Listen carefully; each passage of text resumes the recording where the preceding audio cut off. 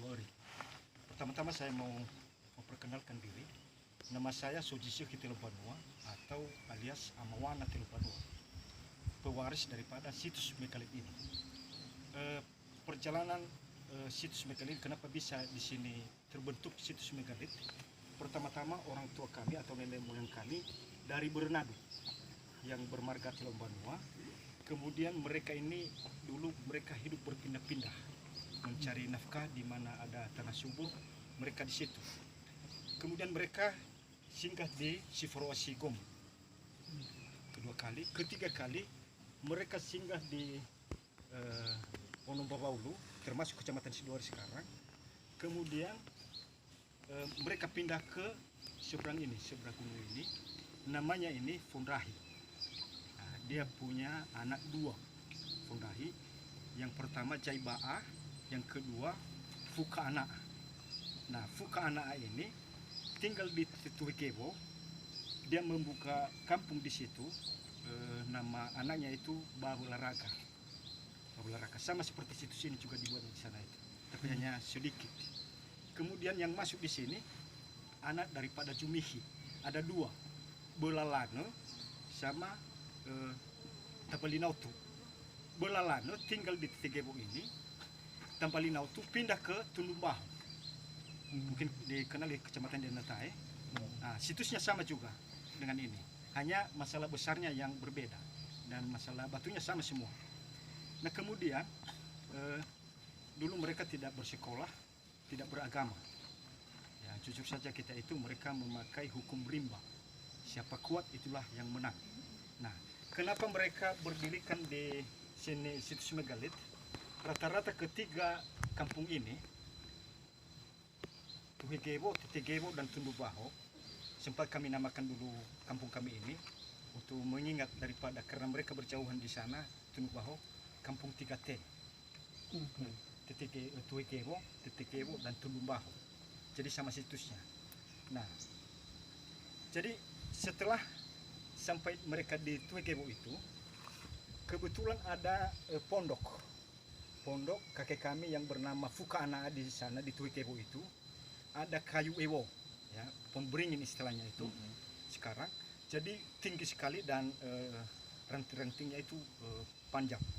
Nah, ada pondoknya di bawah. Kebetulan pondoknya ini selalu jatuh daun-daun yang kering. Jadi boleh kita katakan halamannya itu kotor. Akhirnya mereka sepakat untuk menumbang kayu ewo itu di sana. Dan ujungnya sampai di sini. Karena tidak jauh itu dari sana. Nah, kemudian kakek kami ini yang bernama Belalano, dia menelusuri tempat ini di atas kayu itu yang telah tumbang. Makanya dikatakan ini Tetegebo. Nah, di atas kayu Tetegebo itu dia berjalan. Tetegebo. Yang di sana itu Tuwekebo, pangkal daripada ewo itu. Dia pangkal Tuwekebo. Nah, kemudian yang kakak beradik ini mereka berdua di sini, Belalano sama Tapalinautu. Mereka berdua di sini. Akhirnya adiknya yang terakhir itu mencari tempat yang lebih subur lagi. Akhirnya dia pindah ke Tundumbahu di sana. Nah, seketika mereka membentuk rumah di sini, mereka dulu tidak banyak.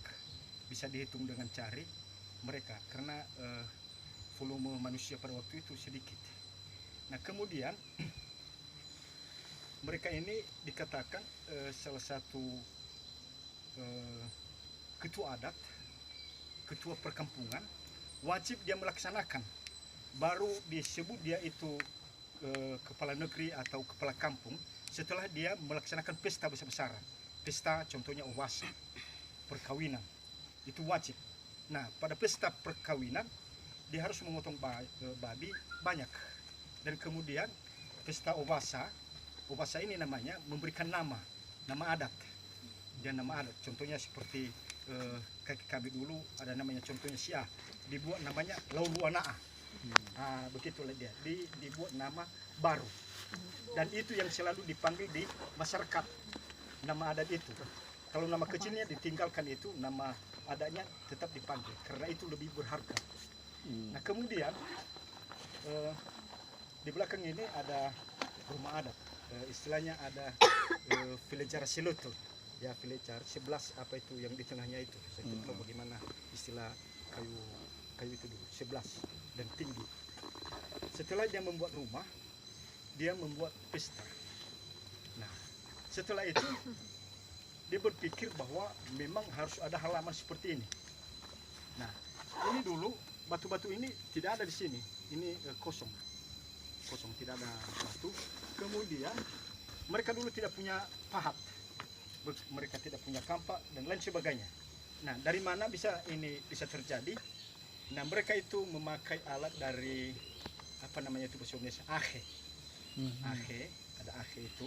Nah, diruncingkan dia, lalu dipahat-pahat lah ini. Entah bagaimana cara mereka mengukir. Juga ini sangat tidak masuk akal. Kalau behu ini diangkat 100 orang, saya yakin ini tidak bisa terangkat dari 6 kilo di sana. Nah, tentu ya yakin tidak yakin kita, memang itulah prinsip mereka dulu. Mereka membuat satu ilmu untuk mengangkat batu ini dari bawah. Contohnya yang cerita orang tua nenek moyang kami dari sana, ini batu ini diketuk 1 kali berpindah 1 meter. Mereka tidak mengangkat.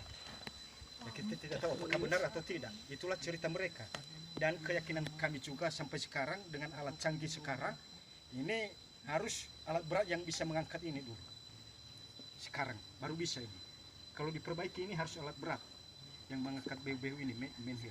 Nah, jadi setiap ditancap 1 behu ini dilaksanakan pesta adat. Dipotong babi 50 atau 100 ekor. Yang kecil-kecil 50 ekor. Yang besar-besar atau tinggi 100 ke atas sampai 500 ekor. Nah, kemudian tadi sudah saya jelaskan dari sini dulu, dari atas di sana itu ada tengkorak. Itu ada di atasnya Gowinilare atau Nyogaci, tempat penyimpanan tengkorak raja atau kepala kampung di sini. Dulu mereka tidak menguburkan manusia, tetapi kalau ada yang meninggal di situ digantung, di bawah itu digantung sampai membusuk. Lalu setelah membusuk nanti tulang-tulangnya dibuang ke bawah. Ya, mereka tidak punya agama. Dan ya hanya yang diambil kepalanya itu, tengkoraknya itu hanya kepala kampung ini. Yang lain-lain tidak. Dan kemudian yang di bawah itu ada rumah-rumah adik-adiknya di bawah itu. Nah, ini mengenai behu dan mengenai tengkorak. Di situ tadi ada tengkorak, penjara. Nah, penjara ini dulu memang kita akui lebih hebat dari sekarang. Kita sudah punya undang-undang sekarang, tidak boleh berzina, tidak boleh mencuri, tidak boleh dan lain sebagainya, membuat keributan. Namun selalu kita langgar sekarang. Kalau mereka dulu tidak pernah dilanggar. Salah, benar-benar. Kalau dia sudah menghamili ini salah seorang perempuan, maka dia itu langsung diikat tangannya sama kakinya, dimasukkan di penjara. Kemudian langsung hukuman mati, dibuang ke jurang. Tidak ada ampun.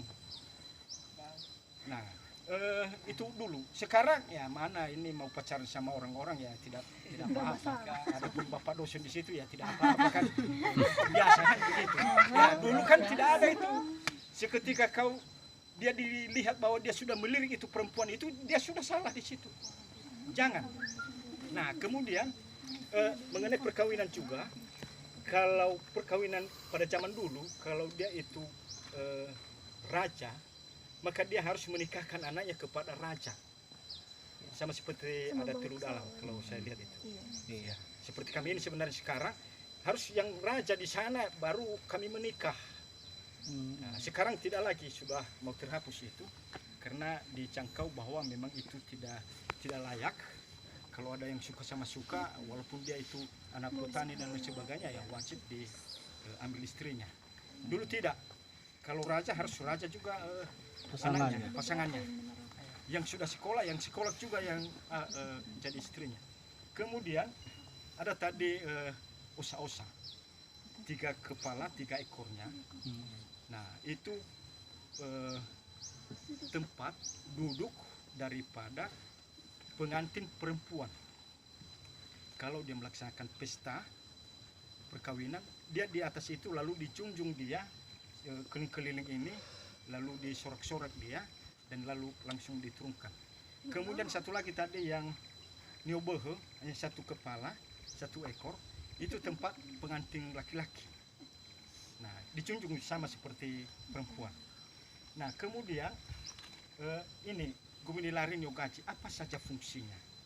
Fungsinya ini adalah satu, itu tempat menari para pengantin wanita atau petugas pada saat pesta itu mereka tempat menari itu semua, yang bulat-bulat itu Guminilare atau Nyogaji, itu mereka di atas itu lalu menari. Saya tidak bisa menari karena saya laki-laki.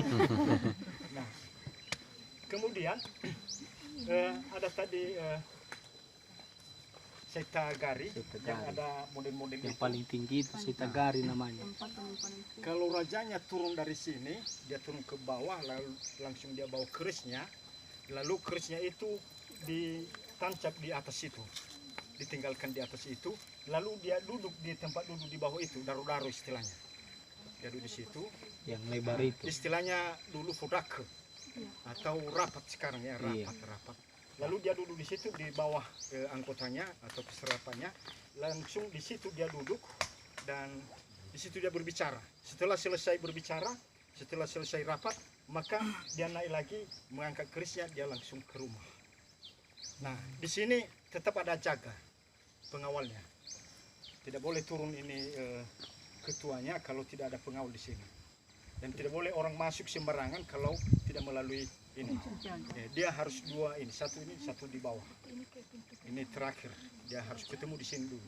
Dan biasanya yang tinggal di sini atau berdiri di sini itu yang punya ilmu kuat, yang tidak boleh tembus alat-alat seperti pisau atau tombak dan sebagainya. Dia harus tahan itu.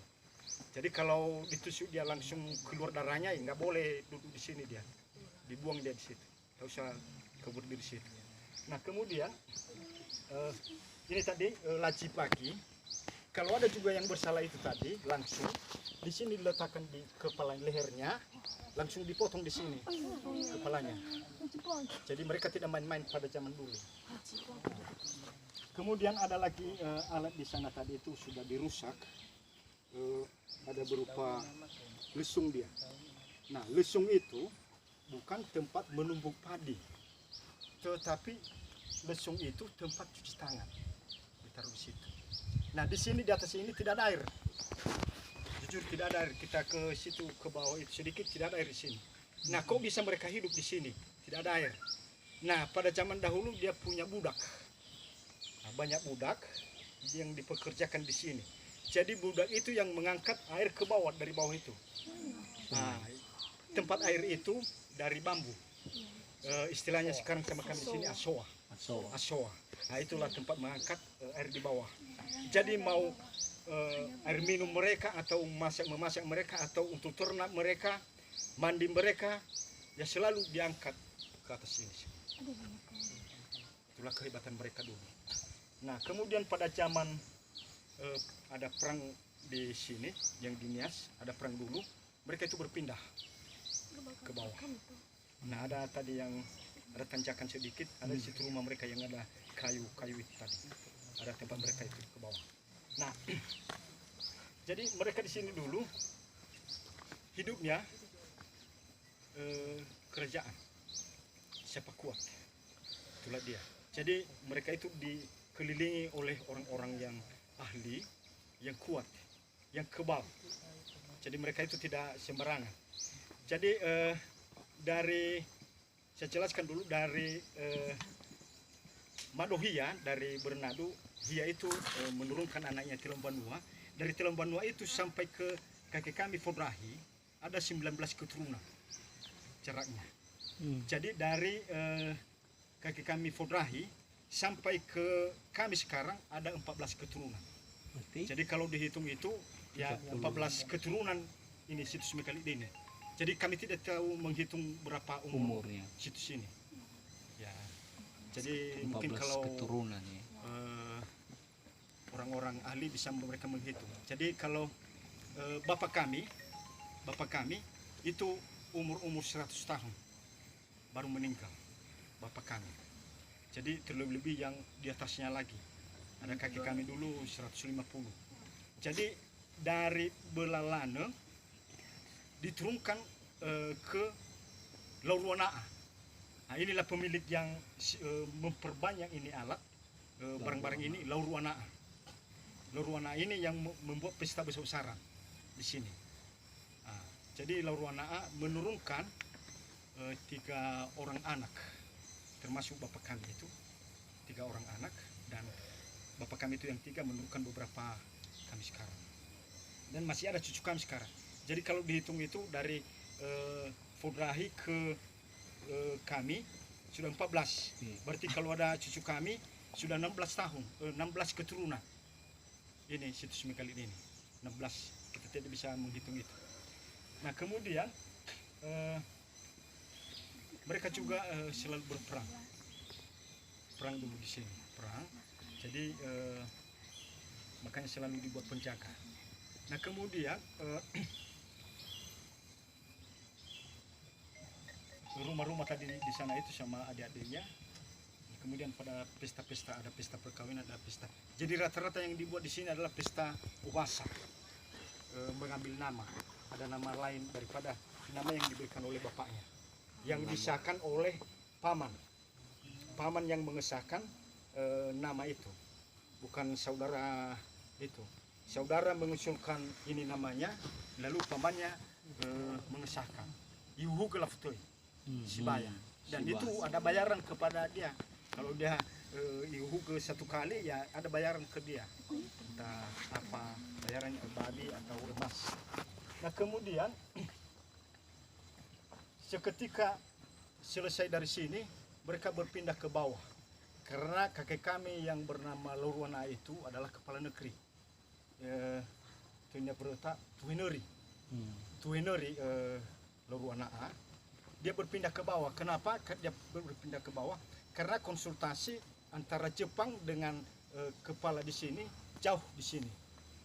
Kan dulu kan dibuat gotong royong masyarakat. Nah, jadi seketika kepala negeri itu berbicara, semua beramai-ramai bergotong royong, maka wajib mereka datang gitu. Nah, kemudian dia menurunkan, ada bapak sulung saya, Tedo Ciotu, itu namanya, Fariwa nama lain ke dia. Tedo Ciotu itu nama pesta adatnya. Tedo Fariwa itu nama aslinya. Nah biasanya yang menurunkan ini kepala negeri ini atau jabatan itu wajib anak sulung. Mau sakit-sakit dia atau tidak bisa berjalan dia, kalau namanya anak sulung itu yang diturunkan. Itu dulu sistem di sini. Ya mungkin ya karena contohnya saya sebagai anak bungsu, saya kuat, sudah bersekolah, sudah kuat, ya nggak boleh, harus anak sulung dulu yang mengganti posisi bapaknya. Kira-kira begitu di sini. Nah kemudian kalau masih ada pertanyaan dari kawan-kawan, ya silahkan. Kira-kira sampai di sini dulu penjelasan saya, sampai di sini.